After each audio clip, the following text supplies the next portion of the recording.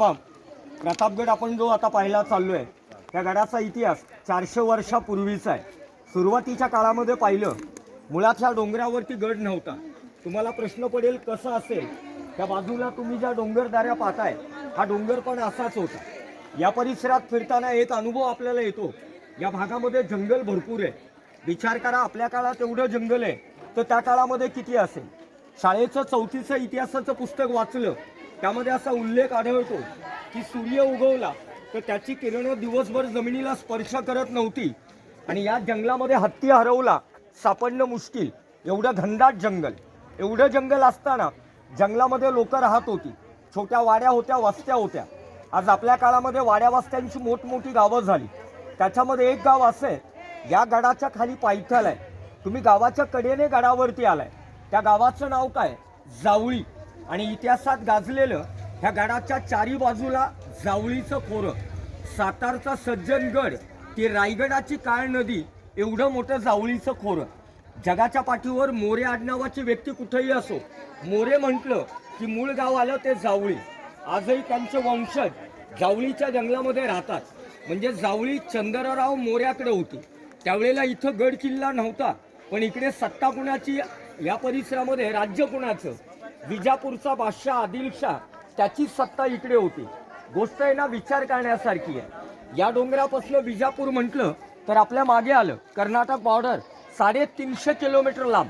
आता विजापूर एवढ्या लांब आणि आदिलशाहची सत्ता इकडे. आपल्याला अंदाज येतो की आपल्या महाराष्ट्रात आपल्यावर या आदिलशाहची किती दहशत असेल याचा विचार करा. शिवरायांनी काय केलं, त्याच्या दहशतीला कंटाळलेली लोक, त्रासलेली लोक एकत्र करायचं काम केलं. राजांनी एकत्र लोक केली किती? 1-2 नाही, 18 पगड जात एकत्र आली. आणि हीच 18 पगड जात एकत्र येऊन जे निर्माण झाले ते हिंदवी स्वराज्य. स्वराज्याचा निर्णय असा आहे, आपण आदिलशाहचं गुलाम होऊन जगण्यापेक्षा आपण आपलं वेगळं राज्य निर्माण करू. बघा, काळ असा होता, वेगळं राज्य त्या काळात ज्याला निर्माण करायचंय त्याला गरज आहे ती गड किल्ल्यांची. मग गड लहान असो किंवा मोठा, जावळीमध्ये गड बांधायचे. मग पाचगणीचं पठार आहे, महाबळेश्वर आहे, गड तिकडे बांधता आला असतात. राजांनी इथे गड का बांधला, याला 2 कारणं महत्त्वाची आहेत. पहिलं कारण आहे, एकतर आपल्याकडे सैन्यबळ कमी आहे, आणि दुसरं कारण सगळ्यात महत्त्वाचं आहे, ह्या गडाच्या आपण टॉपला गेलो की आजही आपल्याला दुर्बीणची गरज लागत नाही. ह्या गडावरून मागच्या बाजूला कोकणातलं खेड, चिपळूण, पोलादपूर, महाड आणि रायगड दिसतो. या बाजूला पाहिलं तर कोयना नदीपर्यंत घाट दिसतो. मग राजांनी विचार केला की अशा ठिकाणी गड बांधला, एकाच वेळेला कोकण आणि घाट याच्यावर आपण नजर ठेवू. म्हणून हा जो काही डोंगर आहे, शिवरायांनी गडाकरता मोऱ्याकडे मागितला. या मोऱ्याला समजवण्यात आलं. राजांनी मोऱ्याला समजवलंय, हा डोंगर मला दे, मी डोंगरावर गड बांधतो आणि गडाचा तुला राजा बनवतो. अर्थ काय झाला? दोघं हिंदू आहे, एकत्र आलो आपली ताकद वाढेल, हिंदूंचं स्वराज्य घडेल. या पद्धतीनं महाराजांनी मोऱ्याला समजवलंय. पण आदिलशाहचा मांडलिक असलेला मोरे त्याने डोंगर द्यायला इन्कार केला. पर्याय काय?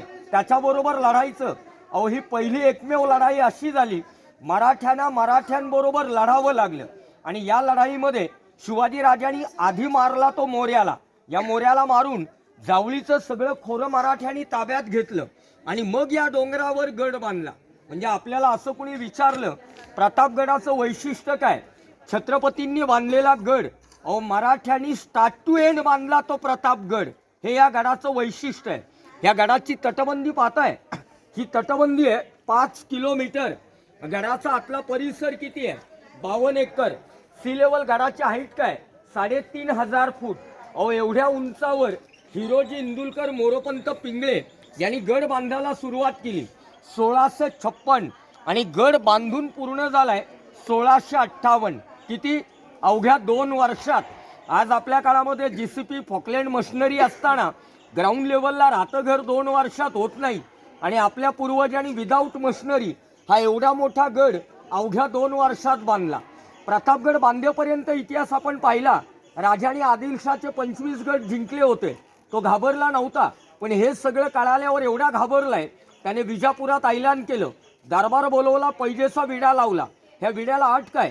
हा विडा उचलून शिवाजी राजाला जिवंत किंवा मुर्दा जो विजापुरात हजर करेल, विजापूरचं अर्ध राज्य इनाम मिळेल, बक्षीस मिळेल. म्हणजे स्वतःचं अर्ध राज्य द्यायला तो तयार आहे. अर्ध राज्य इनाम देऊन दरबारामध्ये परिस्थिती काय? अहो, बडी बेगम साहेबांना हातातल्या बांगड्या काढल्या, सरदारासमोर बांगड्या फेकल्या. म्हणजे या दरबारात बांगड्या भरायची वेळ आली. पैजेचा विडा उचलायला कुणी तयार होईना. शेवटी विडा उचलला कोणी? आपल्या स्वराज्याचे सुभेदार कोण? तानाजी मालुसरे. ह्या गडाच्या मागच्या बाजूला त्यांचं गाव आहे उंबरठ. आणि या लोकांचा सुभेदार कोण?